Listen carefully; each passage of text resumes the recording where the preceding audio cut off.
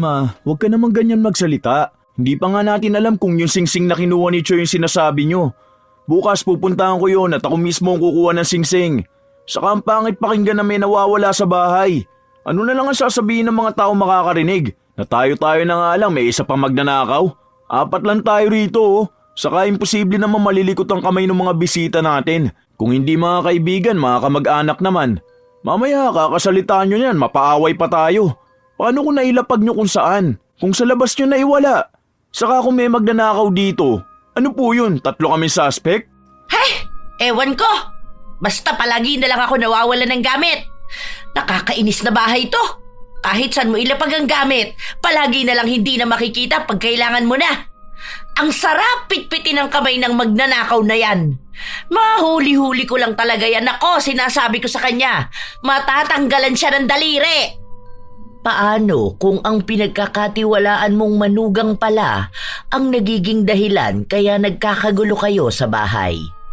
Noon pa man ay malikot na ang kamay ni Aliyah at hindi siya napagbibintangan dahil mabait siya kung titingnan. Pero ang bawat kasalanan ay may kabayaran. Magagawa niya pa kayang magbago?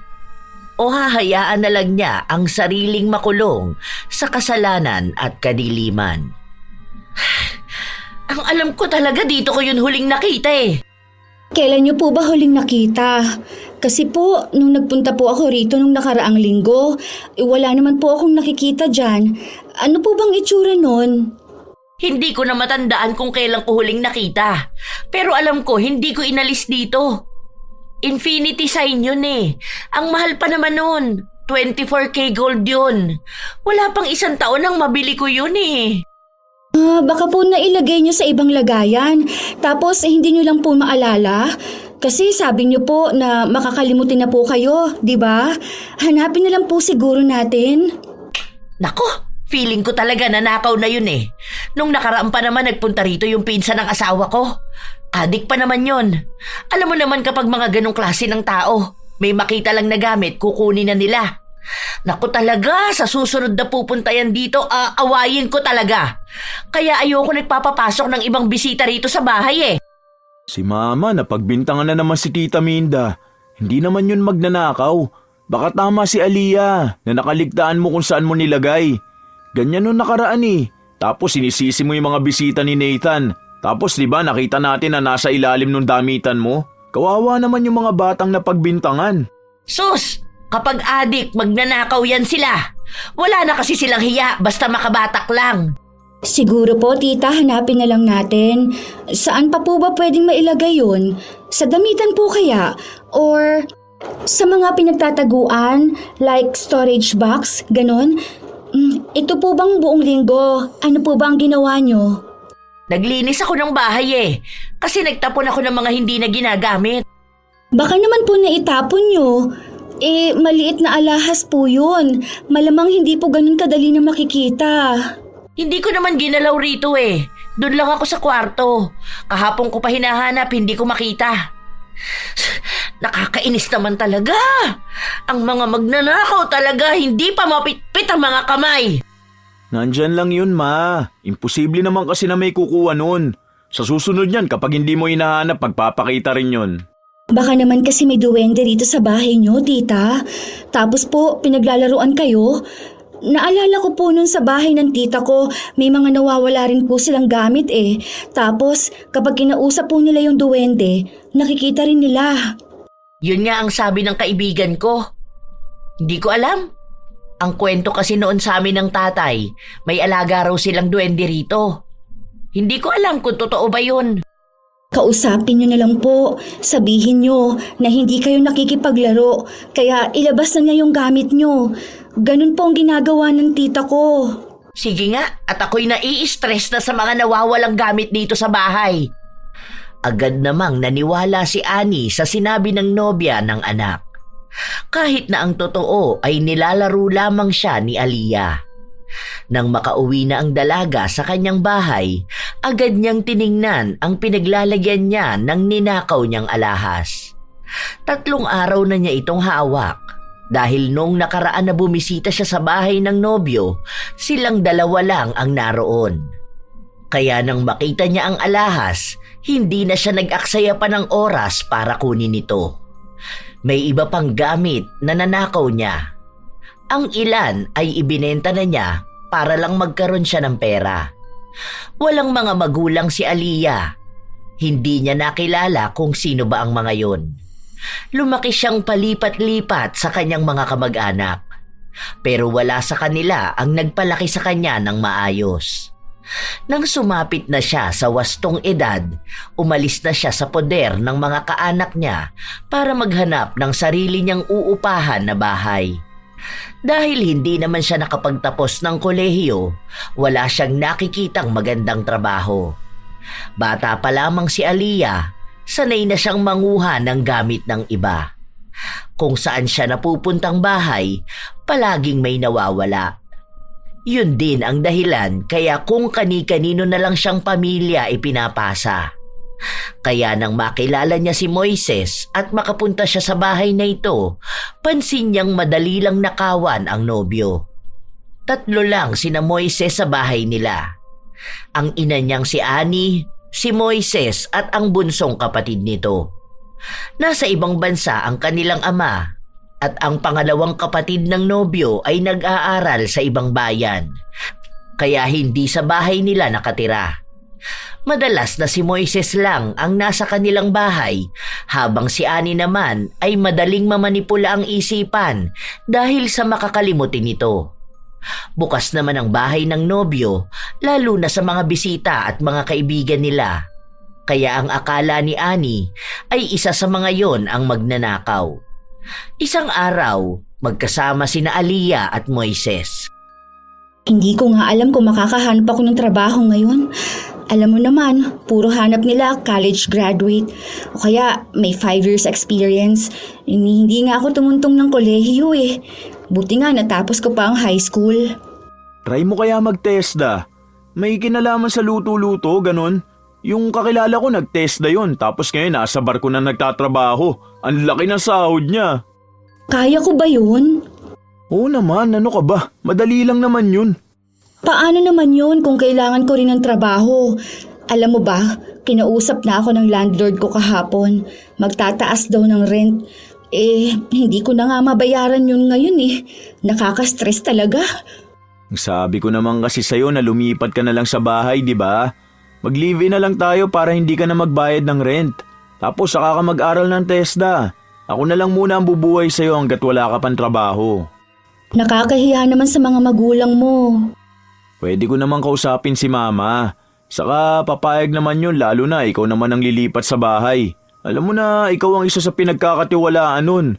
Saka kapag nasa trabaho ko, walang tumatao sa bahay. Madalas na nasa shop si mama. Sure ka ba? Kung okay lang kay tita. Okay na okay kay mama. Gusto na nga niya ako mag-asawa eh. Nangihingi na ng apo. Sige, pero kausapin muna natin si tita ha. Nahihiya kasi ako sa bahay niyo eh. Pero salamat, babe. Katulad nga ng inaasahan, pumayag si Annie na sa bahay na nila tumira si Aliyah. Sa lahat ng naging nobya ng kanyang anak, si Aliyah lang talaga ang nagustuhan niya. Malambing kasi ito at talagang maaasahan sa bahay. Nakikita niya ito bilang mabuting asawa para kay Moises at magiging mabuting ina rin sa magiging apo niya. Ilang linggo pa lamang si Aliyah sa bahay ng kanyang nobyo pero unti-unti na niyang nakikita kung ano ang bagay na susunod niyang nanakawin. Sa totoo lang, kahit na anong gawin ni Aliyah, hindi niya talaga napipigilan ang kanyang sarili na kunin ang gamit na hindi naman sa kanya. Isang araw, habang naglilinis ang dalaga, umuwi ang bunsong kapatid ni Moises at may kasama itong 2 kaibigan. Be, kukuha lang ako ng merienda nyo. Anong palaman ba ang gusto nyo? Maging sa mga bisita nila, mabait talaga ang dalaga. Pero ang hindi nila alam, kinukuha lang yung dahilan ni Aliyah para sa plano niyang pagnanakaw. Nakita niya kasi ang mamahaling relo na nakalagay lang sa gilid ng TV.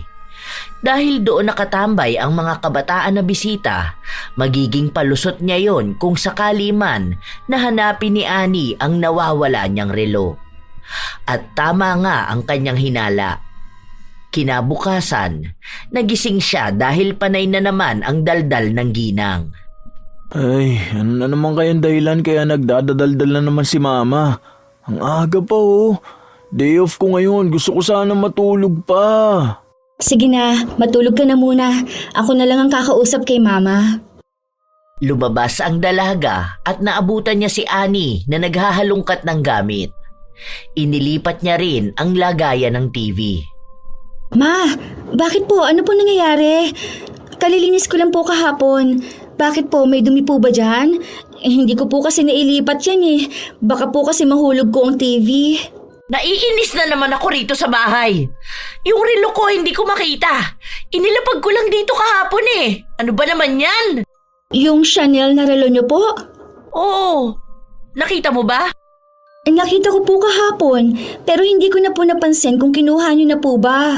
Basta kahapon, nung nagdala ako ng merienda kina Choi, andyan pa yon. May bisita si Choi kahapon?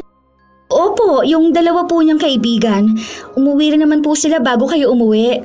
Ay, malamang isa sa mga kaibigan niya ang kumuha nun. Paborito ko pa namang relo yun dahil ang liit lang. Nakakainis naman oh! Nasaan ba yung si Choi? Kinausap ng ginang ang kanyang anak at tinanong kung nakita ba nito ang ginawa ng kanyang mga bisita dahil may nawawala na naman silang gamit. Ipinaliwanag naman ng bata na hindi naman malilikot ang kamay ng kanyang mga kaibigan. Baka raw nailagay na naman niya ito kung saan. Mas mabuti raw na hanapin muna ito bago siya magbintang sa mga taong wala namang ginagawang masama. Pero hindi natigil si Annie sa kanyang pagdadaldal. Pinagalitan niya ang kanyang anak at sinabi na sa susunod kung magdadala siya ng bisita, siguraduhin niya na binabantayan niya ang mga ito dahil maaaring may nakawin sila. Pinipilit naman ni Choi na ipagtanggol ang kanyang mga kaibigan. Dahil sa ingay nila, lumabas na rin si Moises. Nagkakagulo na sila sa loob ng bahay kaya nagpunta sa kusina si Aliyah at doon niya kunwaring nakita ang relo. Tita, ito po ba yung hinahanap ninyo? Ay oo! Saan mo nakita? Doon po sa taas ng microwave. Oh, nakita mo na Ma. Baka dun mo yan nailapag kagabi dahil nagpainit ka ng ulam. Kita nyo na? Inuuna nyo po kasi yung pagbibintang ng tao eh. Kawawa naman yung dalawang bata. Bumisita lang napagbintangan pa magnanakaw. Eh paano? Ang natatandaan ko inilapag ko yun dito malapit sa TV. Kung inilapag nyo yan sa tabi ng TV, paano naman yan mapupunta sa taas ng microwave? Ay, teka po. Naalala ko na. Kasi po kagabi, ang sabi po ninyo, iinitin nyo nga po yung ulam. Tapos, nadumihan po yung kamay nyo. Bago kayo maghugas, hinubad nyo yung relo nyo. Ayun po, baka doon nyo po inilapag. Hindi na matandaan ni Annie ang nangyari kagabi, kaya hindi niya masabi kung tunay ba ang sinasabi ni Aliyah. Pero dahil doon nga natagpuan ng relo, maaaring yun nga ang totoo. Madalas kasi na nakakalimutan ni Annie ang mga nangyayari. Minsan, inilalapag niya ang gamit sa ibang lugar at hindi na niya maalala. Alam na yon ng kanyang mga anak, kaya sa tuwing may hinahanap siyang nawawalang gamit, pinagsasabihan siya ng mga ito. Lalo na at ang hilig niya pang pagbintangan ng ibang tao. At dahil alam yon ni Aliyah, naging parte na ng kanyang plano ang lituhin palalo si Annie para kung sakali man na may mawawalang gamit sa loob ng bahay, hindi siya mapagbibintangan. Isang araw, naiwan sina Annie at Aliyah sa loob ng bahay. Naririnig ng dalaga ang usapan ni Annie at ng kanyang asawa. Nagsabi ang lalaki na magpalagay na lang sila ng CCTV sa loob ng bahay. Nang matapos ang usapan, doon lang nagsalita ang dalaga. Para sa akin lang po, tita. Parang hindi po maganda na magkaroon ng CCTV sa loob ng bahay nyo. Kasi parang wala naman pong privacy ang mga tao. Tapos, tayo-tayo lang naman po ang nasa bahay. Parang ang pangit naman pong tingnan na wala tayong tiwala sa isa't isa. Kasi ako po, sa totoo lang, kahit kailan, hindi ko naisipan na magnakaw. Yung ibinibigay nyo na nga lang po sa akin, nahihiya na nga po ako natanggapin eh. Naaano kasi ako. Alam mo yun, may mga bumibisita kasi rito sa bahay. Siguro po kung may bisita, bantayan na lang din natin sila. Saka po, bibihira lang mangyari yun eh. Madalas po ako lang ang nasa bahay or minsan kami ni Choi. Para lang naman po sa akin. Pero dahil po bahay po niyo ito, kayo pa rin po ang masusunod. Maganda rin po kung tatanungin ninyo mga anak nyo para alam din po nila yung plano nyo. Ano ba sa tingin mo? Masyado na ba talaga ako nagiging makakalimutin? Hindi pa naman ako ganong katanda eh. Yung totoo lang po, tita. Grabe na po ang pagiging makakalimutin nyo. Naalala ko po nung nakaraan, nakalimutan nyo po yung isinalang nyo sa kalan. Nagpapakulo ata po kayo ng tubig, tapos nakalimutan po ninyong magluluto kayo ng noodles. Ganon na ba kalala? Ang alam ko lang na nakakalimutan ko kapag may itinago akong gamit, tapos hindi ko na maalala kung saan ko nilagay. Hay nako, bakit kaya ganito ang nangyayari sa akin? Siguro po dahil stress kayo. Baka po sa negosyo nyo. Kung gusto nyo po, ako na lang po muna magbabantay sa tindahan. Dito na lang po muna kayo sa bahay para kahit na paano makapag-relax naman po kayo. Napaisip si Annie sa mga salitang sinabi sa kanya ng dalaga. Wala pa rin namang trabaho si Aliyah at mukhang makakatulong nga kung magpapahinga muna siya. Nag-aalala rin kasi si Annie na baka lumala ang pagiging makakalimutin niya at makalimutan na rin niya ng tuluyan pati ang sarili niya at ang kanyang pamilya.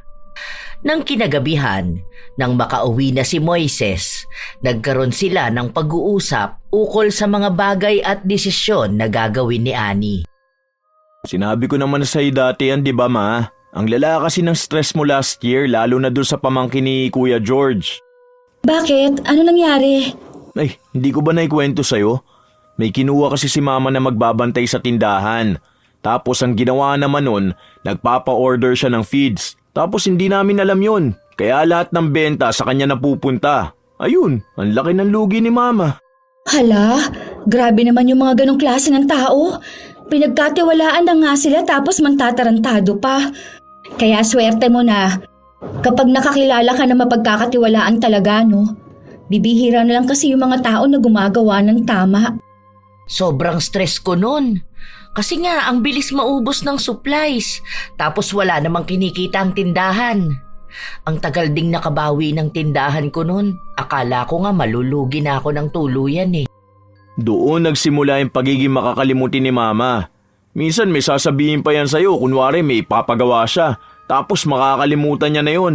Sa sobrang dami niyang iniisip dati. Tapos ang sabi ko sa kanya, magpahinga na nga muna siya kahit na dito na lang siya sa bahay. Or lumabas-labas siya para mag-enjoy. Yun din sinasabi ni Papa eh. Kaso itong si Mama ayaw naman iwan yung tindahan niya. Paano ko naman kasi iiwan ang tindahan ko? Ang tagal ko na yung negosyo, no? Bago pa kami naging mag-asawa ng tatay mo, negosyo ko na yon. Tapos yun din ang tumulong para makapag-aral kayo. Wow, gano'n na po katagal? Oo, ganun katagal na stress. May pinagkakatiwalaan ako noon na nagbabantay ng tindahan ko. Kaso, nung nag-asawa na siya, ayun, sumama na sa ibang bansa. Simula noon, kadalasan na nakukuha ko mga manloloko. Kaya dapat palagi ako nasa tindahan para bantayan sila. Huwag na po kayo mag-alala, tita. Hindi ko po kayo bibiguin kung hahayaan niyo po na akong magbantay sa tindahan. Tama naman po ang mga anak ninyo eh. Dito na lang po kayo sa bahay. Mas makakapagpahinga po kayo. Mas mapagkakatiwalaan naman si Aliyah, ma. Alam ko naman. Kaso, kaya nga hindi ko siya kinukuha dahil mag-aaral siya. Kapag sa tindahan siya, dapat dun lang siya nakatuon. Lalo na kung siya ang hahawak ng lahat. Okay lang din naman po sa akin. Basta po may trabaho ako. Mas gusto ko po talaga magtrabaho kaysa mag-aral. Nakakahiya naman po kasi eh. Ayoko rin naman pong si Moises lang ang bubuhay sa akin. Tapos nakikitira din po ako sa bahay niyo. Unti-unting kinukuha ni Aliyah ang loob ni Annie. Mabait naman sa kanya ang ginang pero sadyang nahihirapan lang ito na basta magtiwala. Pero dahil nakikita ni Annie na mabait naman ang dalaga, napapayag na rin siya nito. Gusto na rin kasi ng mga anak niyang manatili na lamang siya sa bahay nang sa gayon ay makikita niya rin ang mga taong bumibisita sa kanila. Para daw wala na siyang pagbintangan na ibang tao kapag may hindi siya makitang gamit. Kinabukasan, isinama ni Annie si Aliyah papunta sa tindahan. Nagbebenta sila ng pagkain ng baboy at manok. Iba na po palang itsura ng tindahan ninyo, tita. Unang punta ko po rito parang dito sa kabila yung counter. Kakalipat lang niya nung nakaraang linggo. Halika rito, ipapakita ko sa iyo yung mga gagawin mo. Ipinakita ni Aliyah na madali lang siyang matuto para kahit na paano ay maibigay agad ni Annie ang tiwala sa kanya. Halos 1 linggo rin na tinuruan ng ginang ang dalaga bago niya ipinaubaya ang trabaho. Masama rin kasi ang pakiramdam ni Annie kaya napilitan siya na manatili na muna sa kanilang bahay. Sa pagkakataon na hawak na ng dalaga ang kaperahan, bumubuo siya ng panibagong plano kung paano siya makakapagnakaw ng pera. Magiging madali na lang ito kung tutuusin, lalo pat nakuha naman na niya ang tiwala ni Annie.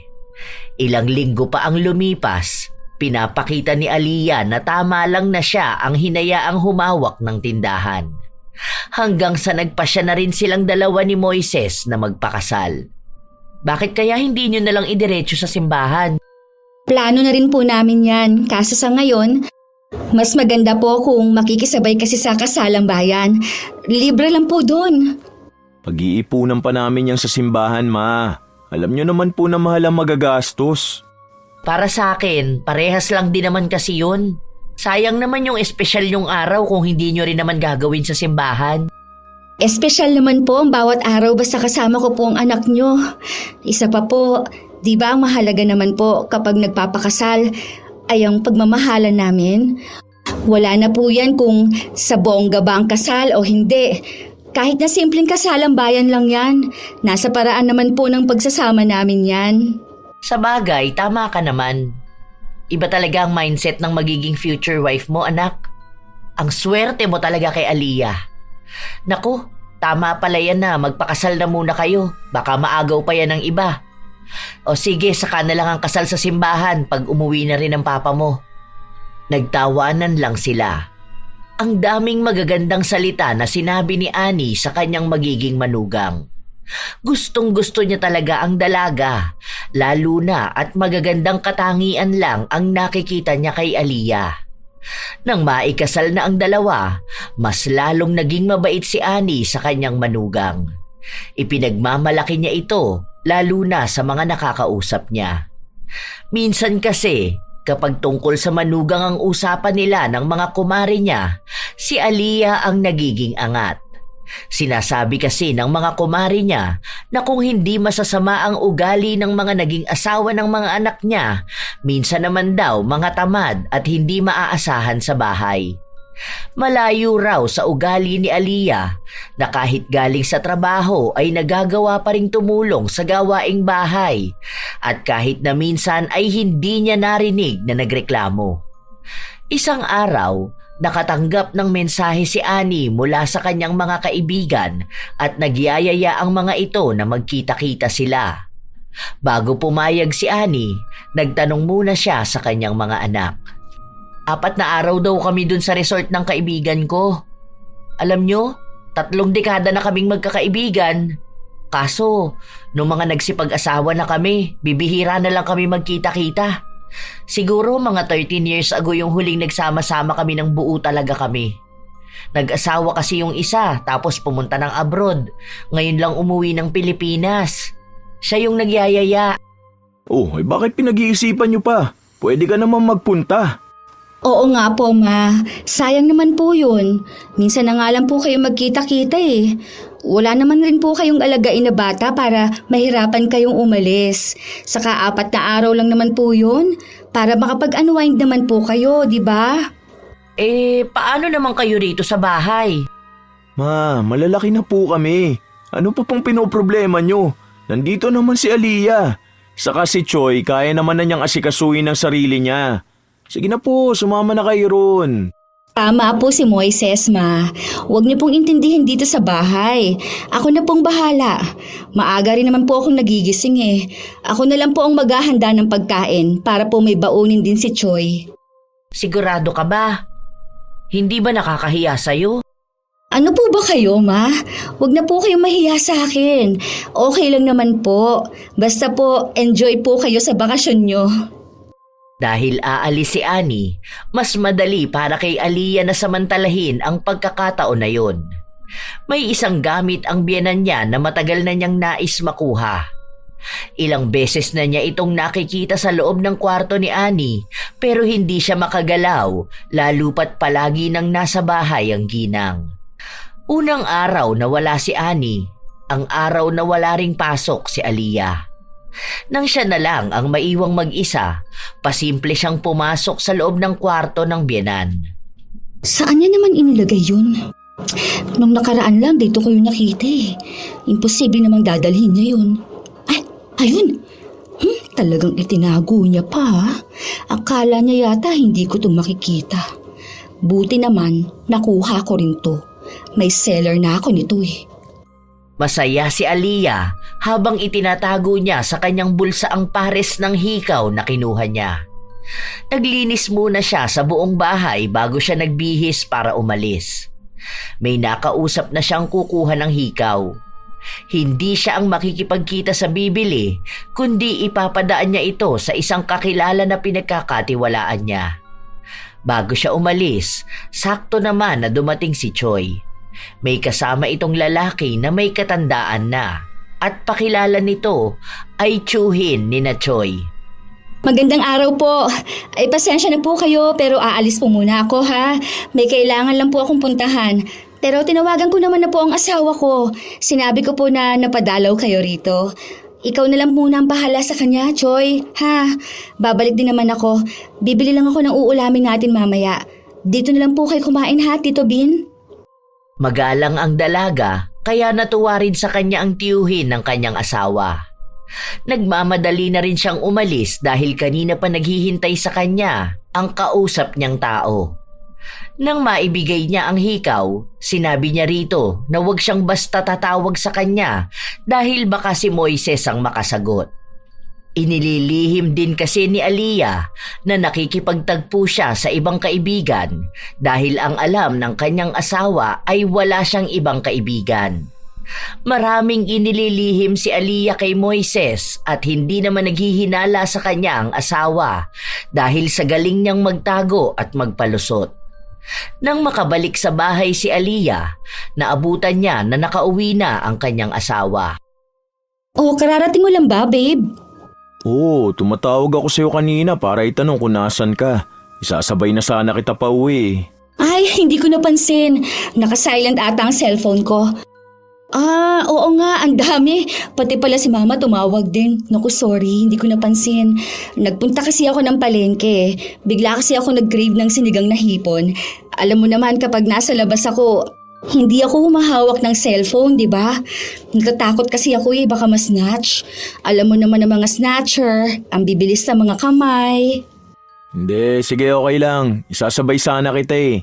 Tapos si Mama tumawag sa akin kasi nalaman niya nga na nandito si Tito Bin. Oo, nag-chat kasi ako kanina. Sinabi ko nga sa kanya.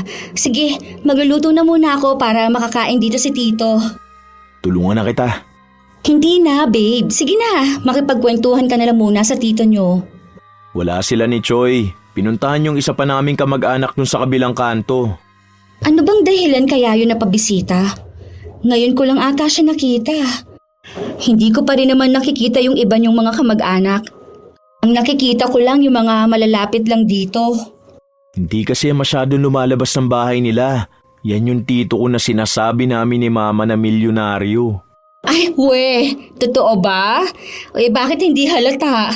Yung suot niya kasi kanina parang gusot-gusot. Tapos parang may mantsa pa. Ganun lang talaga siya.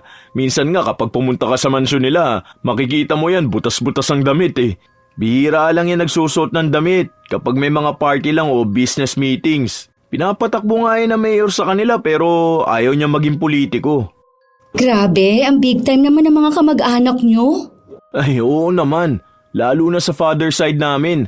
Lahat talaga silang magkakapatid, mga successful na tao. Kaya pala nagpunta rito si Tito kasi sasabihin niya yung sa kasal ng anak niya. Bali lahat tayo rito, imbitado. Tapos 3 araw free accommodation dun sa hotel sa Makati. Mga kamag-anak namin sa father side ang pupunta. Makikilala mo yung iba. Nakakahiya naman kung sasama ako dun. Maiwan na lang kaya ako rito sa bahay. Anong nakakahiya? Imbitado ka talaga. Pati nga si Tito natutuwa sa'yo eh. Siyempre asawa kita, kaya kung imbitado ang pamilya namin, malamang imbitado ka rin dahil part ka na ng family. Kaso nakakahiya naman sa mga kamag-anak nyo. Ang yayaman nila. Paano kapag tinanong nila ako? Wala man lang akong pamilya. Wala naman silang pakialam dun. Saka mababait yung mga yun. Hindi naman imbitado yung mga mapangmata naming kamag-anak. Basta yung mga kapatid ni Papa, yun talaga mababait silang lahat. Sa totoo lang, hindi naman talaga nahihiya si Aliyah. Isa lang yon sa kanyang rason para hindi masyadong mahalata na gusto niyang sumama. Ilang buwan pa naman bago maganap ang kasalan na yon, kaya hindi na niya muna inisip ang tungkol doon. Ilang araw pa ang lumipas, nagpatuloy si Aliyah na kumuha ng mga gamit ng kanyang biyenan. Ang kinukuha niya ay yung madali lang makaligtaan at hindi masyadong ginagamit ni Annie. Babe, uuwi na bukas si Mama, no? Anong oras? Hindi ko alam eh. Gabi yata, bakit? Pwede kaya ako magpaalam na hindi muna ako papasok? Yung dati ko kasing katrabaho, nag-aaya siya sa akin kung pwede kami magkita. May problema kasi siya eh. Naghiwalay sila ng asawa niya. Kilala mo yun. Naalala mo nung nililigawan mo ko? Nung nandun pa ako sa karinderya nagtatrabaho, naalala mo yung sinasabi mo na may makapal na eyelashes? Oo, yung si Rose? Yung tinatawag niyong rosas na walang bango? Naaalala mo pa pala yun? Oo, siya nga. Kung okay lang din sa'yo na umalis ako?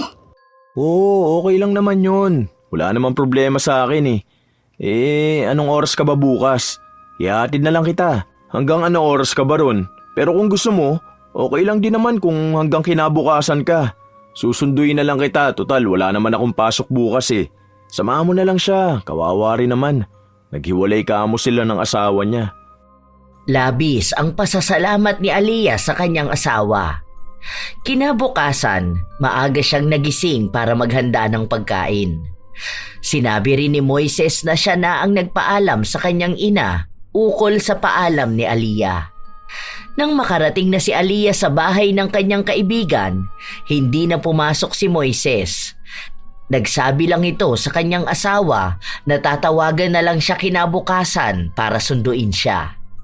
Ang hindi alam ni Moises, hindi naman talaga kaibigang dadamayan ang ipinunta ni Aliyah sa bahay na yon, kundi ang sugalan na palagi niyang pinupuntahan simula pa noon. O anong oras ba tayo magsisimula? Okay ako kahit walang tulugan to. Ano na ha? Nasaan na ba yung iba? Huwag niyo sabihin na mas nauna pa ako sa kanila ha. Ano ba naman yan? Bilisan niyo na. Tawagan niyo na ha. Para makapagsimula naman na tayo. Kating-kating ang palad ko oh. Matagal nang lulong sa sugal si Aliyah at isa yon sa dahilan kung bakit siya nahilig sa pagnanakaw ng gamit. Dahil mamahalin ang mga nakuha niya sa kanyang biyenan, malaking pera din ang puhunan na magagamit niya sa buong laro nila.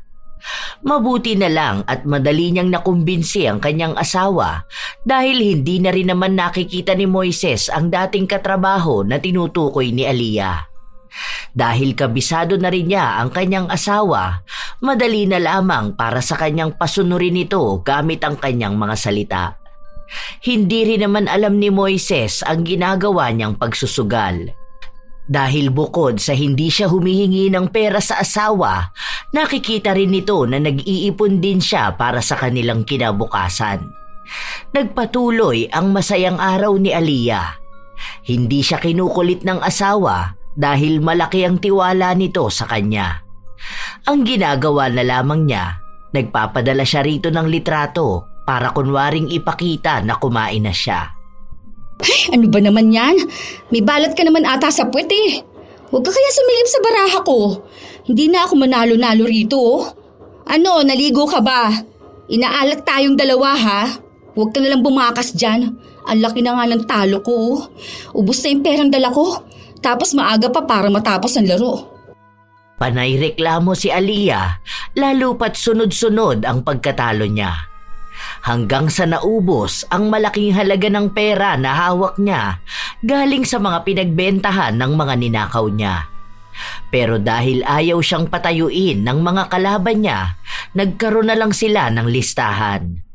Noong una, kahit na paano ay nakakabawi naman si Aliyah. Pero sadyang hindi para sa kanya ang araw na yon, kaya natalo siya. Malaking halaga ang dapat niyang bayaran sa bangka.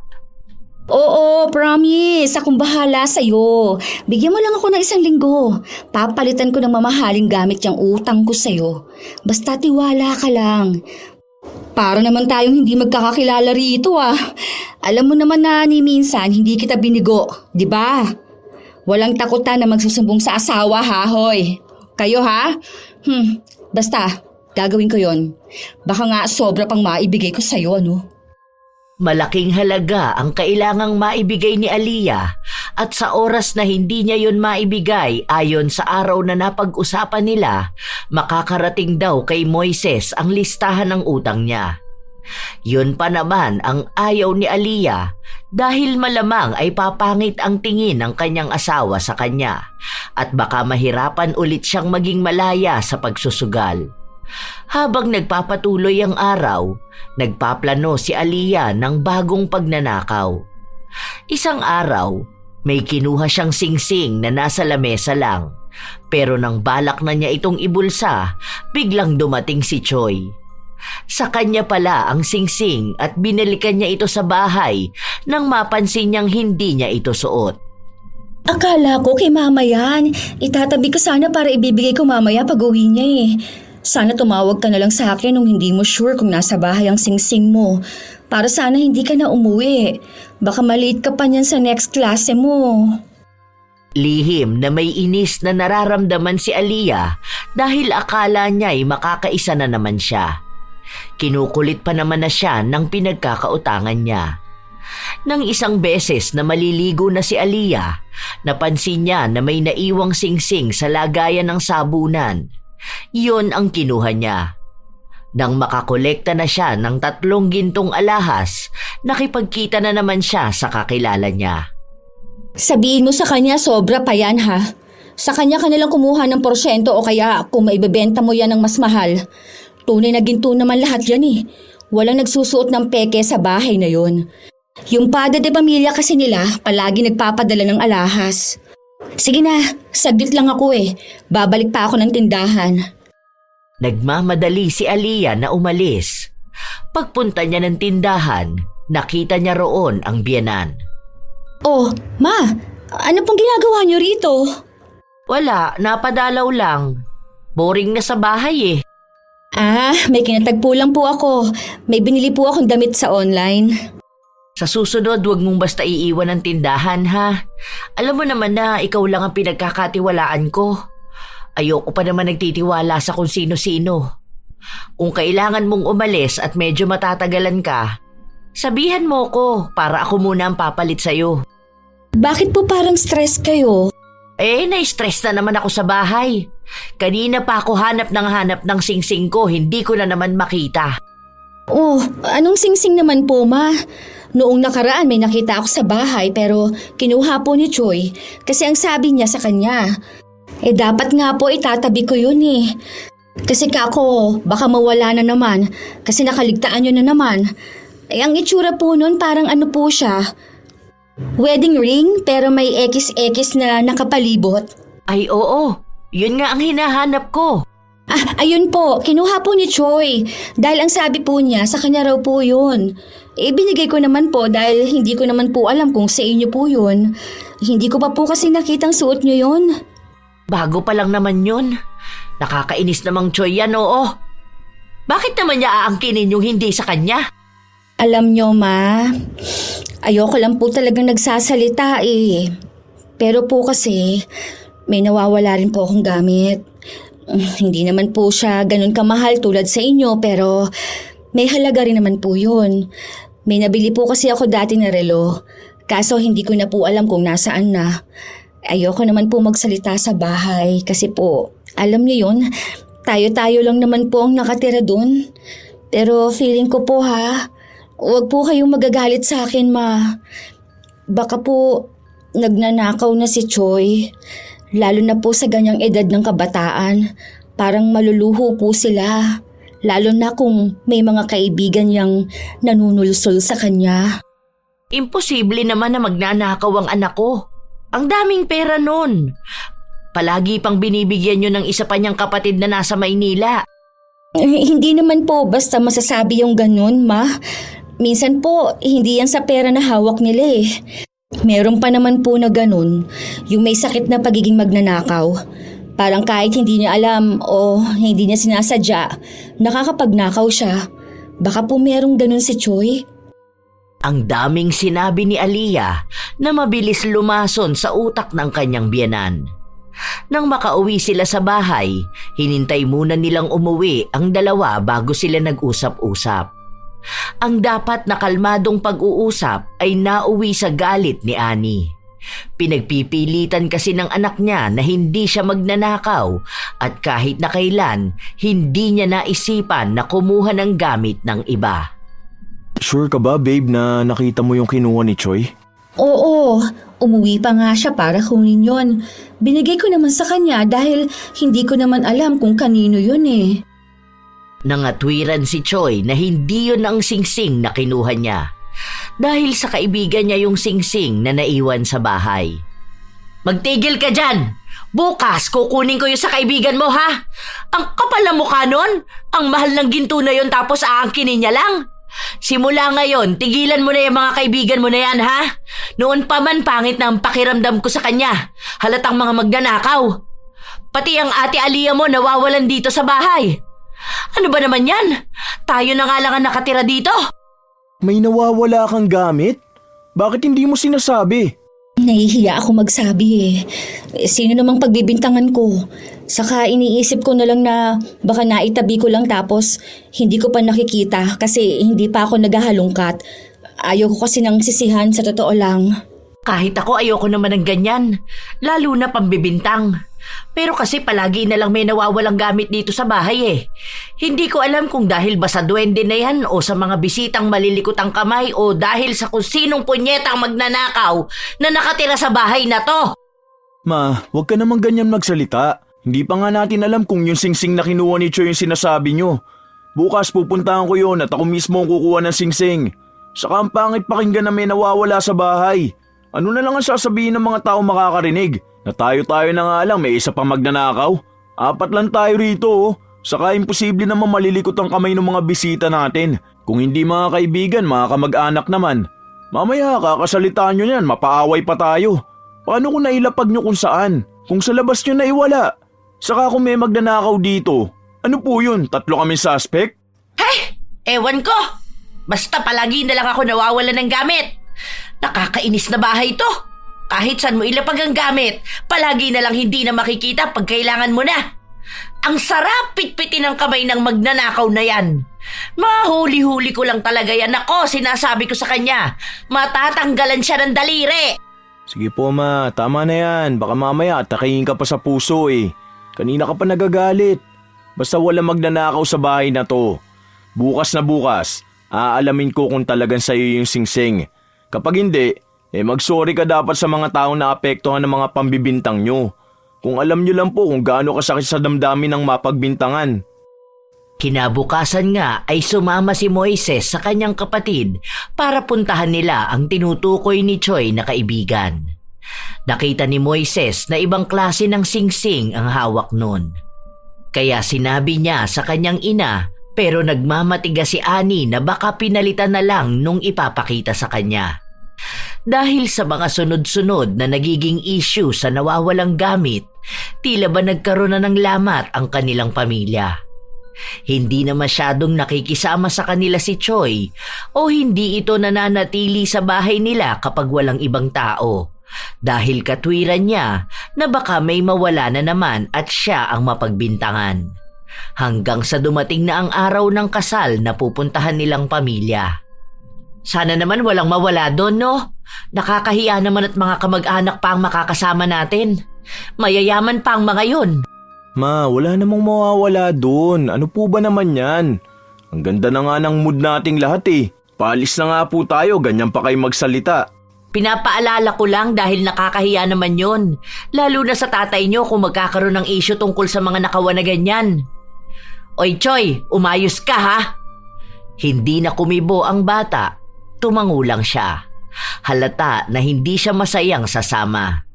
Kung may iba lang sana siyang pagpipilian, lalayo siya sa kanyang pamilya. Nang makarating sila ng hotel, naroon na ang ilan nilang mga kamag-anak. Nagkaroon ng pag-uusap, kumustahan at ang pagpapakilala kay Aliyah. Ay, hello po. Kayo po pala yung kinukwento nila na negosyante. Ito ang manugang ko. Nako, napakabait nito. Responsable pa tong asawa. Tapos kahit na hindi mo utusan sa bahay, kusang kumikilos. Minsan nga pinagsasabihan ko na at baka hindi ako agad magkaapo dahil palaging pagod at nakatuon lang sa trabaho. Biro lang. Pero totoong napakabait nitong manugang ko. Talagang maaasahan sa lahat. Ngumingiti lang si Aliyah sa mga sinasabi ng kanyang biyenan. Mabilis namang nakasundo ni Aliyah ang mga kamag-anak ng kanyang asawa. Kahit na kanino siya matapat, palagi niyang nadadala sa usapan. Hanggang sa bago sila umuwi, may nagsabing nawawala ang kanyang pitaka. Dahil sa nangyari, hindi muna sila nakalabas. Sinubukan muna silang kausapin isa-isa. Ito na nga ba ang sinasabi ko? Huwag ka naman muna mambintang, ma. Mamaya hindi naman pala sure na nawawala yung wallet niya. Kita mo naman ang bitbit nilang maleta, dalawang malaki. Paano kung naipit lang pala nila ron? Hala, wait lang. Yung relo ko hindi ko na makita. Inilagay ko lang yun sa bag ko eh. Tapos inilapag ko sa upuan kanina. Nawawalan ka rin ng gamit? Hindi mo ba nailagay sa maleta natin? Hindi ah.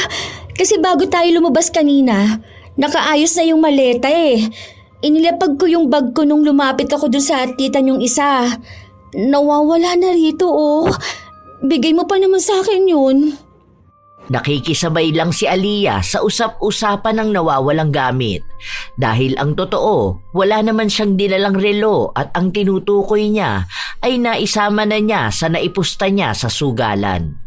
Pero ang totoong nawawalan ay yung isang kamag-anak nila. Napulot ni Aliyah ang pitaka nung nahulog ito sa banyo. Kinuha niya lang ang pera pero iniwan niya ang pitaka sa loob ng inidoro. Nang makita ang pitaka, wala na ang pera. Dahil doon ay nagkalabasan ng sama ng loob. Dapat ay masaya lang ang araw nilang yon dahil naghahanda na rin silang umuwi sa kani-kanilang bahay pero nagkaroon pa ng ganong senaryo. Kung sino-sino na ang sinisi. Kung ano-anong masasakit na salita na ang lumabas. Habang ang tunay na salarin ay nakikilabas ng inis dahil sa peke niyang nawawalang gamit. Hanggang sa ilang araw na ang nakalipas, patuloy pa ring nagbabangayan ang magpapamilya, lalo na sa social media. Parang tanga naman tong mga to. Talagang nagpaparinigan pa. Mga gunggong. Ang yayaman nyo nga. Ang bobobo nyo naman. Ay, ano ba naman yan? Napunta sa pera ang mga utak. Ay, bahala kayo sa buhay nyo. Basta ako, may pera akong pangsugal. Pero kulang pa to. Nasaan kaya yung bagong bigay ni Relo kay Ani? Para may reserba lang ako kapag natalo ako sa sugal. 3 araw na mananatili sa bahay si Aliyah dahil gusto ni Annie na siya na muna ang magbabantay ng tindahan. Sa totoo lang, mas gusto nga yun ni Aliyah dahil mababa lang ang kupit niya kapag nasa tindahan siya. Tapos, madalas na pagod pa siya. Nakita niya ang relo, kaya itinabi na lang muna niya sa loob ng luma niyang sapatos. Bukas pa siya aalis para magsugal. Nang kinagabihan, hinahanap na naman ni Annie ang relo niya pero hindi niya makita kahit na anong gawin niya. Punyeta naman! Nasaan na ba yung relo na yon? Isang beses ko palang nasusuot eh. Huwag naman sabihing nawawala na naman. Ano ba yan? Nagwawala na si Annie sa loob ng bahay nila. Pinagbabaliktad na niya lahat ng gamit para lang makita ang nawawala niyang relo. Palaging ganun na ang nangyayari, kaya para bang nasasanay na lang ang pamilya niya sa ginagawa niya. Nang patulog na ang mag-asawa, lumabas muna si Aliyah para magbanyo, habang ang asawa naman niya ay napatayo dahil sa ipis. Nang dumampot siya ng lumang sapatos para patayin ang ipis, napansin niya ang nasa loob ng sapatos. Bakit may relo rito? Ito ba yung hinahanap ni Mama? Bakit nandito? Nang marinig ni Moises ang yabag ng asawa niya na papasok na sa kwarto, ibinalik niya ang sapatos. Balak na sana niyang itanong sa asawa pero hindi niya ginawa. Babe, ano sa tingin mo? Huwag na muna kaya akong pumasok bukas, no? Maglinis tayo ng bahay, yung ililipat yung mga gamit para mahanap natin yung mga nawawalang relo ni Mama. Wag na, babe. Saka na lang. Naglilinis din naman ako dito sa bahay eh. Makikita ko naman yon kung sakali. Tingin mo ba may magnanakaw sa bahay na to? Feeling ko nga si Choi eh. Halata sa kanyang guilty siya. Huwag ka magagalit ha. Yun lang ang napansin ko. Kasi kapag pinagsasabihan siya, hindi na niya pinagtatanggol ang sarili niya. Dapat pagsabihan mo yung kapatid mo. Mahirap na kapag nakasanayan na niya yung pagiging magnanakaw niya. Sa bagay, tama ka nga naman. Kapag nasanay pa naman ang isang magnanakaw, hindi na yung titigil. Sana mahuli na kung sino man may malikot na kamay dito. Para naman matahimik na ang bahay. Hindi umamin si Aliyah kahit na nahuli na siya ng kanyang asawa. Kaya ang ginawa ni Moises, kinuha niya ang relo at ibinalik sa kwarto ng ina. Kaya nang magising kinabukasan si Aliyah at hinanap ang relo, wala na sa pinaglalagyan niya. Inis na inis siya dahil ang natatandaan niya, doon niya inilapag. At mas lalo siyang nagtaka noong makita niyang suot na ng biyenan ang relo. Bad trip naman. Paano naman bumalik sa kanya yung relo? Hayaan na nga. Sa susunod, makukuha ko naman ulit yan. Umalis si Aliyah para pumunta sa bahay na pinagsusugalan nila. Marami siyang pera, kaya kung makawaldas siya ay daig niya pa ang milyonarya. Oh, hanggang alas 4 lang ako ha. Baka umuwi na yung mga tao sa bahay at hanapin ako. Pero sa susunod na linggo, wala ang asawa ko. Aalis yun. Pupunta ng Taiwan para dun sa meeting sa work niya. Yon, kahit buong magdamag walang tulugan, lalaban talaga ako. Ganda sana ng laban ngayon, kaso nabawi naman ng biyenan ko yung relo. Nakakainis nga eh. Ang hirap na niyang pagnakawan ngayon ha. Lahat na ng bagay nakatago na. Sana makumbinsi pa siyang wag nang magpalagay ng CCTV sa bahay. Ang dami niyang arte eh. Pwede naman siyang humingi ulit ng gamit sa asawa niya. Kung wala lang mga alahas yon at mamahaling gamit, naku, hindi ko naman pakikisamahan yun. Ang daldal, nakakapikon. Ang daming pangit na salitang binitawan ni Aliyah laban sa kanyang biyenan. Hanggang sa nabanggit ng kalaro niya na kulamin na lang niya. Para daw kung sakali na mahirapan, ipamana na agad ang mga gamit sa kanya. Natawa lang noong una si Aliyah pero seryoso ang kausap niya. Ibinigay sa kanya ang numero at lokasyon kung saan niya matatagpuan ang mangkukulam. O kaya ay pwede naman daw siyang samahan. Wala naman yon para kay Aliyah, pero nang napansin niyang naghihigpit na sa lahat ng gamit ang biyenan, bigla na lang niyang naisip na magpakulam. Nilinaw niya na hindi niya naman ipapapatay si Annie, Pero gusto niya lang na manghina ito at mawala ng kakayahan para kumilos mag-isa. Para hayaan si Aliyah na tumulong sa kanya. Sa ganung paraan, mas mapapadali ang kanyang pagnanakaw. Yun nga ang nangyari. Bigla na lang nahimatay si Annie habang nasa tindahan siya, kaya dinala siya sa ospital at si Aliyah lang ang nagbantay sa kanya bago dumating si Moises. Ano nangyari kay Mama? Ayos na ba siya? Lumabas na ang resulta. Wala namang nakita. Pero nangihina kasi siya eh. Baka sa stress din, no? Ang sabi ko kasi sa kanya, wag na siya sa tindahan eh. Lalo na ngayon, ang daming stress dun dahil yung ibang supplies na galing dun sa bagong supplier. Mga sira naman. Inaasikaso ko na nga yun para ibalik. Ma, anong nararamdaman mo? May masakit ba sa'yo? Maayos naman ako, anak. Huwag kang mag-alala. Nahihilo lang talaga ako. Magpahinga ka na lang muna, Ma. Huwag ka na kasi magpaka-stress. Ang sabi sa akin, pwede naman na raw iuwi si Mama. Sige, ako nang bahala. Umuwi ka na muna sa bahay. Baka nandun na si Choi. Ako na lang ang mag-aasikaso dito para makauwi na rin si Mama. Hindi naman tumanggi si Aliyah na umuwi. Dahil ang mangyayari, siya lang ang mag-isa sa bahay at makakakuha na naman siya ng alahas. Ilang araw pa ang lumipas, palagi na lang nakahiga sa kama si Annie. Ang manugang naman niya ang palaging nagbabantay sa kanya. Nak, pwede bang pasuyo ako ng tubig? Sige po, sandali lang ha. Mamaya po mga 3 p.m. inom po kayong gamot. Wala namang epekto sa akin yung gamot. Sayang lang ang pera natin dyan. Kaso yun po ang sabi ng doktor nyo. Siguro dahil matanda na rin ako kaya ganito. Baka malapit na ang oras ko. Huwag nyo naman pong sabihin yan, Ma. Baka po kasi sobrang stress nyo. Huwag po kayo masyadong magpaka-stress. Kung hindi nyo po kontrolado ang isang bagay, huwag nyo na pong isipin pa. Kunwari, may nawawala kayong gamit. Hayaan nyo na lang po.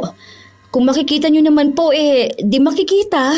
Kung hindi, ganun po talaga yun. Paano? Mahahalaga sa akin ang lahat ng gamit ko. Mas mahalaga naman po ang buhay ninyo. Dalang-dala naman si Annie sa mga mabubulaklak na salita ng kanyang manugang. Dahil nanghihina na siya at hindi na makagalaw ng walang tulong ng iba, si Aliyah na ang nagpresenta na alagaan siya. Habang inaasikaso niya ang biyenan, pasimple naman itong nagnanakaw ng mga alahas at minsan pa ay pera. Marami pa naman nun si Annie dahil wala siyang bangko. Ang libo-libo niyang pera ay nakalagay lang sa kanyang damitan. Pasimple at pautik-utik lang ang kuha ni Aliyah para hindi mahalata kung may malaking pera na nawawala. Isang araw, habang natutulog si Annie, lumabas si Aliyah para magsugal. Oh, show money Kasi simula pa lang natin gusto niyo na kaagad magpalista. Tingnan niyo ako, ang daming pera. May mga alahas pang maipupusta. Game na! Nasa kasarapan sila ng paglalaro nang may sumugod sa kanila at itinaob ang lamesa. Buwisit naman Ang ganda na ng baraha ko! Babe, anong ginagawa mo rito? Dito mo pala dinadala yung mga ninanakaw mo? Kaya naman pala ayaw mo kung papasukin dito sa bahay ng kaibigan mo dahil hindi naman pala to basta bahay lang. Pasugalan to! Hindi. Ano lang to? Katuwaan lang. Wala to, babe. Ano palang ginagawa mo rito? Bakit ka umuwi ng umaaga? Katuwaan? Pero ang kakapal niya mga perang nasa harapan nyo. Ito ano to? Parang alahas to ni Mama. Isa pa, alam mo na nga na may sakit si Mama tapos iiwan mo siya mag-isa sa bahay ha? Mabuti na lang umuwi agad si Choi. Kung hindi baka nahulog na sa kama si Mama dahil gusto niya magbanyo. Bakit sa akin mo isinisisi lahat ha? Hindi ko naman kasalanan kung baldado na yung nanay mo. Ginagawa mo akong katulong. Para simpleng kasiyahan ko lang na ganito, ayaw mo pa? Minsan ko na nga lang ito ginagawa Minsan? Minsan kapag hindi ko alam ha? Ayos ka pala no. Bait-baitan ka tapos magnanakaw ka naman pala. Ang dami pang nadamay na tao dahil sa pagbibintang ni Mama sa kanila. Tapos lalabas na ikaw pala itong magnanakaw? Nakakahiya ka? Hindi ko alam kung bakit pa kita pinakasalan. Sige, dito ka na sa mga kaibigan mong katulad mong masasama ang ugali dahil tinotolerate nila ang pagiging magnanakaw mo. Magkaiba magnanakaw sa sinungaling pero ikaw pinagsama mo pa. Hindi natapos ang bangayan ng mag-asawa hanggang sa nakauwi silang dalawa. Pinaghahagis din ni Moises ang gamit ng kanyang asawa. Ano bang nangyayari sa inyong dalawa? Bakit ba kayo nag-aaway? Hindi ko naman alam na gising pala si Mama eh. Gusto ko lang naman sana lumabas at magpahangin. Tapos magagalit ka na sa akin. Gusto mo pang makipaghiwalay? Alam mo naman na ikaw lang ang maaasahan ko. Ang maaasahan namin ang anak ko. Tigilan mo na ako sa mga drama mong ganyan. Akala mo ba hindi ko nahahalata, ha? Ano bang sinasabi mo? Hindi ko naman maintindihan eh. Masama na bang magpahinga ako, ha? Tao ako, napapagod ako. Lalo na, buntis ako. Tigilan mo ako sa mga ganyan. Huwag mong hintayin na makapagsalita ako rito dahil malalaman nila ang mga kalukuhang ginagawa mo. Nakakahiya ka? Nagsisisi na akong ikaw ang pinakasalan ko. Sana pala maski nilalab pa kita lalo para hindi ganitong gulong dinala mo sa pamilya ko. Ma, kausapin niyo naman po si Moises. Hindi ko naman po alam ang dahilan kung bakit siya nagagalit sa akin. Wala naman po akong ibang ginawa eh. Kulang pa po ba itong ginagawa ko sa pamilya natin? Sige po, kung matitiis ninyo, nasa kalsada na lang ako titira. Habang pinagbubuntis ko itong apo ninyo, ayos lang po. Siguro po, kakayanin ko na lang ang mabuhay mag-isa. May iba naman na po atang mahal ang anak ninyo. Aalis na po ako. Nilalaro na naman ni Aliyah ang biyenan gamit ang kanyang mga luha. Awang-awa naman sa kanya si Annie, lalo pat nababaitan sa kanya ito. Hindi rin mawari kung ano ba ang tunay na dahilan kung bakit sila nag-aaway mag-asawa. Ayaw kasing banggitin ni Moises ang tunay na dahilan ng kanyang galit. Huwag kang umalis, anak. Dito ka lang, ha? Ano ka ba naman, Moises? Bakit mo naman pinapalayas ang asawa mo? Tapos buntis pa. Hindi mo maiintindihan. Kapag nalaman mo magagalit ka rin sa kanya. Aaminin ko na po. Nahuli niya kasi ako naglalaro ng bingo. Natutulog naman po kayo kanina. Tapos paglabas ko, naabutan ko yung mga naglalaro dun sa labas. Nagalit po siya sa akin. Sorry po, Ma. Sorry po kung gusto ko lang naman na magpakasaya kahit na minsan. Napakasinungaling mo talaga, no? Hindi ko akalain na may ganyan kang pag-uugali. Nakakagalit ka, sa totoo lang. Paano mo naitago sa amin yung ganyang ugali mo, ha? Ano ba, Moises? Tumigil ka na. Huwag mong pagsalitaan ng ganyan ang asawa mo. Hindi maganda yung ganyan. Hayaan mo siya kung gusto niya lang naman magpakasaya. Naiintindihan ko siya na nakakaramdam siya ng pagod dito sa bahay. Lalo na at may ahalagain pa. Huwag kang umalis, Aliyah. Dito ka lang. Ayusin niyo yan. Hindi yung maliit na bagay lang sa pagsasama niyo. Hiwalayan na agad ang naiisip na solusyon. Nanginginig na sa galit si Moises dahil siya pa ang nagmumukhang masama, na para bang siya pa ang walang kwentang asawa. Hindi umalis si Aliyah dahil siya pa ang kinampihan ng biyenan. Nang dalawa na lang silang magkasama ng kanyang asawa, doon na bumalik ang tunay niyang ugali.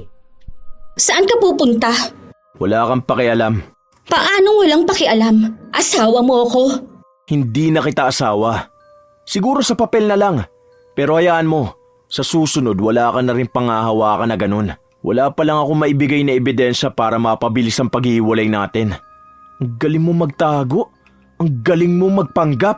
Pasalamat ka, hindi ko masabi kay mama na ikaw yung magnanakaw sa bahay dahil baka mapahamak pa siya. Baka sa sobrang sama ng loob niya atakihin pa. At kapag nangyari yun, mas lalo lang kitang hindi mapapatawad. May paiyak-iyak ka pang nalalaman, tapos magpapanggap ka pang buntis.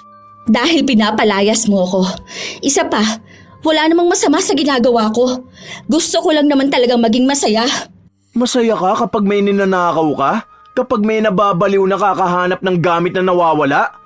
Hindi ko alam kung bakit hindi man lang kita pinaghinalaan. Siguro dahil nadadala rin ako sa pagpapaawa mo. Ngayon hindi ko na alam kung totoo bang mahal mo ako o nadala ka na lang din yung pagiging magaling mo magpanggap. Mahalaga pa ba kung mahal kita? Hindi pa ba sapat na may asawa ka? Na may kinikilala mga magulang mong misis mo, ha? Ikaw ang unang lumapit sa akin, di ba? Hindi ko naman siguro kasalanan na niligawan mo ko. So ibig sabihin wala lang talaga sa'yo to? Itong pagsasama natin? Bakit ka pa nagpakasal sa akin? Dahil gusto mo. Isa pa, gusto ko rin naman ata. Hindi naman mahalaga yun eh. Ang gusto mo lang naman magkaroon ng isang pamilya. Ngayon naiintindihan ko na kung bakit hindi ka mahal ng mga kamag-anak mo. Dahil kung nalaman ko na ganyan ka, hindi rin kita mamahalin. Alam mo, hindi ko matanggap na nalinlang mo ko eh. Kami ng pamilya ko. Pati mga kamag-anak ko nagkagulo na dahil sa'yo. Sapat na siguro yung mga nalaman ko para tanggapin na walang magbabago sa pagmamahalan na to.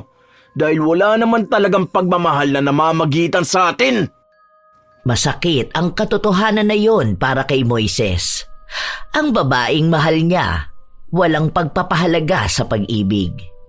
Gustong-gusto na niyang palayasin si Aliyah pero hindi niya magawa dahil nakikiusap ang kanyang ina. Kung may lakas lang sana si Annie, sasabihin ni Moises ang lahat. Pero dahil mahina ang kanyang katawan, hindi na nais pang dagdagan ng kanyang anak ang stress na nararamdaman. Unti-unti nang kumukolekta ng ebidensya si Moises na siyang magagamit niya para hiwalayan ang asawa. Kahit na mahal niya si Aliyah, hindi siya papayag na pinipili lang siya nito dahil lang siya ang pinakasalan at siya ang kailangan. Habang tumatagal din, lalong lumalala ang karamdaman ni Annie. Ma, dapat ayusin mo na yung pamana mo. Kunwari, kung paano mo hahatiin sa mga anak mo yung pera mo o mga alahas mo. Pinag-iisipan ko na nga yun. Kapag sinasabi ko naman kay Moises, ayaw niyang gawin ko. Sabi niya, mabubuhay pa naman ako ng matagal. Paano kapag hindi na talaga, di ba? Malay mo, pagtapos natin mag-usap, bigla ka nang mamatay. Paano mo hahatiin sa mga anak mo yung kayamanan mo? O kaya, pamanahan mo ko, ganun. Kahit yung mga alahas mo na lang, ang dami pa naman nun. Hayaan mo, may makukuha ka pa rin naman dahil asawa ka ng anak ko. At para na rin sa magiging una kong apo.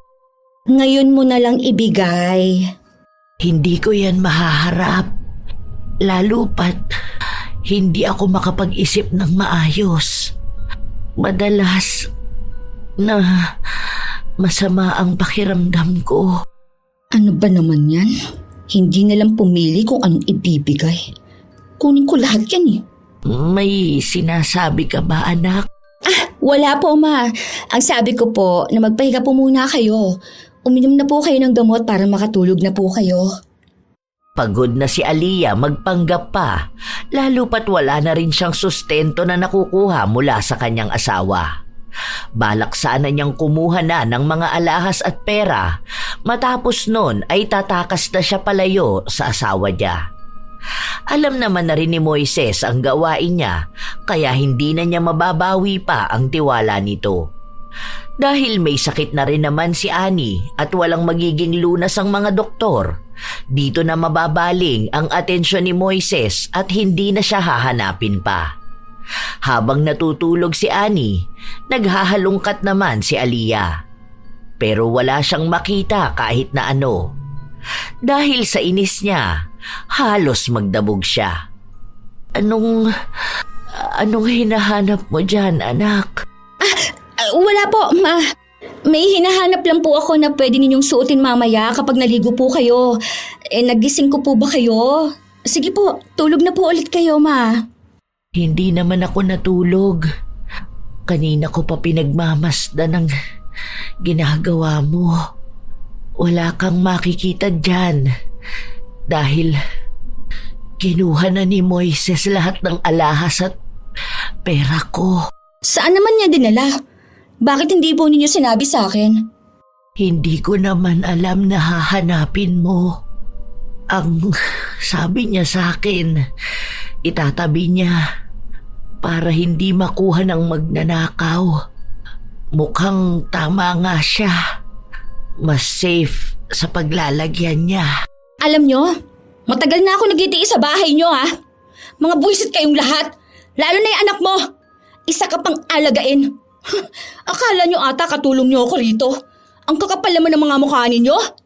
Bakit ka naman ganyan magsalita, anak? Ano bang ikinagagalit mo? Lahat! Mga buwisit kayo! Makalayas na nga sa punyetang bahay na to. Maghanap kayo ng mag-aalaga sa inyo, ha? Para yun ang bayaran ninyo. Hindi yung nakakalibre kayo sa akin. Okay na rin yan eh. Hindi ka na rin naman gagaling dyan sa sakit mo. Magdusa kayong lahat. Maubos sana lahat ng pera nyo at maibenta nyo lahat ng ipinagdadamot ninyong gamit sa akin. Leche! Kinuha ni Aliyah ang cellphone ni Annie at iba pang gamit na pwede niyang maibenta. Mas lalo siyang nagagalit dahil mababang halaga lang ang mga nakuha niya. Kung alam niya lang na uunahan siya ni Moises sa mga alahas, sana ay mas marami na ang kinuha niya noon. Dahil wala namang ibang bahay na pupuntahan si Aliyah, dumiretso siya sa pasugalan. Wala pa ron ang kalaban niya, kaya naghintay pa siya ng ilang oras. Inalok niya rin sa ibang mga naglalaro ang mga gamit na hawak niya. Ang mura mo namang gustong bilhin to? 10K mo naman na. Tingnan mo, wala namang issue eh. Makinis pa. Kaya mo naman i-format to para mawala ang password. Ito na lang. Oh, wedding ring? Totoong gold yan. Tingnan mo to. Wala nang ibang ginawa kundi ang mambarat. Ano na? Panlaro ko lang mamaya, oy. Mababa talaga ang naging benta niya sa mga gamit. Kahit na ang alahas na regalo sa kanya ni Moises, ibinenta na niya para lang magkaroon ng perang ipapangsugal. Nang dumating na ang mga kalaban niya, agad silang naglatag ng lamesa. Oh, dating gawe ha. Labas muna mga pera para hindi tayo nalulugi rito. Oh, eto nang lahat ng meron sa akin oh. Kung gusto nyo, may mga damit ako na pwede ninyong bilhin. Hoy, mamahalin ng mga yon ha. Galing pang abroad yun. Nasa kalagitnaan na ng kasarapan sa pagsusugal ang mga tao matapos na magkagulo dahil may mga pulis na pumasok sa loob. Dahil sa takot ni Aliyah, tumalon siya sa bintana pero mali ang bagsak niya kaya nabalian siya. Dahil hindi siya makatayo at makatakbo, nadakip din siya ng mga pulis at dinala sa ospital. Nadaan naman niya sa paliwanagan ang mga ito at dahil walang ebidensya na nakuha sa kanyang isa siya sa mga nagsusugal, hindi siya nakulong. Pero ang problema niya, wala siyang pera at wala rin siyang kahit na anong gamit. Pero mabuti na lang, kahit na wala siyang dalang cellphone, napuntahan siya ni Moises sa ospital. Babe, ang sakit ng binti ko. Buti nilang pinuntahan mo ko rito. Pumunta ako rito hindi para tulungan ka o kaawaan ka. Magbibigay lang ako ng pera sa'yo, pero pagtapos nito wala na akong pakialam sa'yo. Huwag mo na kaming guguluhin at huwag mo ipipilit ang sarili mong bumalik sa bahay dahil hindi na kita asawa at walang anak na nag-uugnay sa atin. Tigilan mo na ang pagpapanggap mong buntis ka kahit na hindi naman totoo. Alam mo, galit na galit ako sa'yo dahil maliban sa ginawa mong tanga mga tao sa bahay, ikaw pang malakas ang loob na ipakulam si mama. Oo, hindi ko mapapatunayan na ikaw, pero alam kong ikaw lang ang may kakayahan. Ano? Ganito na lang ang gagawin mo sa akin? Nakita mo na ngang may sakit ako. Hindi ko nakasalanan kung tumalon ka sa bintana. Ikaw ang may kagagawan niya sa sarili mo. Kanya-kanya na tayo ngayon. Alam mo kung may pagsisisihan man ako sa buhay ko, yun ay ang maging asawa ka. Maling-mali ako na hindi ko muna kinilala ang pagkatao mo. Hindi ko inisipan ng maling dahilan kung bakit walang mga kamag-anak mo ang gustong tumulong sa'yo eh. Ngayon alam ko na, sino nga namang magpapatira na magnanakaw sa bahay nila. Kahit na anong pagpapaawa ni Aliyah, wala nang nararamdaman pa ang kanyang asawa. Kinokonsensya niya ito at sinasabi na nangako sila noong kasal nila na magsasama sila sa hirap man o ginhawa. Pero sinabi lang ni Moises na ibang pagkatao ng asawa ang pinakasalan niya, hindi ang tunay na pagkatao nitong sinungaling, magnanakaw at sugarol. Tinotoo ni Moises ang sinabi niya kay Aliyah na hindi na niya ito tatanggapin pa sa buhay nila. Habang si Ani naman ay nahirapan makipaglaban sa mangkukulam. Halos 3 albularyo na ang napakiusapan nila pero hindi nagtagal ay gumaling na rin si Ani. Simula nang mangyari yun, nahirapan na talaga siyang magtiwala dahil kahit pala ang mabuting tao na kaharap niya ay may itinatago palang sikreto. Ilang taon pa ang lumipas, napawalang bisa na ang kasal ni na Moises at Aliyah habang si Moises naman ay nagkaroon ng bagong kasintahan. Magkaiba ng ugali kay Aliyah. Ang bagong kasintahan ni Moises ay galing sa isang matinong pamilya at alam niyang hindi nagtatago ng tunay na ugali. Mabait din ito sa kanyang ina at sa pamilya. Habang nagpapatuloy na maging maganda ang buhay ng pamilya ni Ani, siya namang patuloy na pagbagsak ni Aliyah. Hindi pa rin niya naaalis ang pagiging malikot ang kamay. Sa kasalukuyan ay nakakulong si Aliyah matapos niyang pagnakawan ang isang kumpanyang pinapasukan niya. Wala na rin siyang naging balita sa dati niyang asawa at tuluyan na nga siyang kinalimutan ni Moises at ng pamilya nito. Minsan, ang mga taong magnanakaw ay nagtatago sa isang magandang imahe para hindi mapaghalataan ang masasama nilang ginagawa. Marahil ang pagiging malikot ang kamay ay hindi lang basta gawain. Nagiging sakit na rin ito ng isang tao na kahit na anong gawin ay hindi na nila magawa pang talikuran. Minsan, ang kasalanan ay maitatago pang pansamantala. Pero darating ang araw na ang tunay na mukha at pakay ay lilitaw. Ang pagnanakaw at pagsusugal ay hindi lamang nakakasira ng kabuhayan, kundi pati ng relasyon at pagkatao. Ang taong magnanakaw at sugarol ay alipin ng sarili niyang kasakiman. At ang alipin, kahit magkunwari ng kalayaan, ay nananatiling bilanggo ng sariling kasalanan. May mga tao talagang kahit maging mabuti ka sa kanila, gagawa pa rin ang ikasisira mo. Kaya may mga taong nahihirapan magtiwala dahil sa mga magnanakaw na mapagpanggap. Naway may natutunan kayo sa ating bagong kwento ngayon. Mga apo, ibahagi nyo naman ang inyong mga opinyon ukol sa ating kwento at ibahagi nyo rin kung kayo'y may kakilalang katulad ni Aliyah na isang magnanakaw. Shout out sa ilan sa mga masusugid na tagapakinig ng mga istorya ni Lola Telang.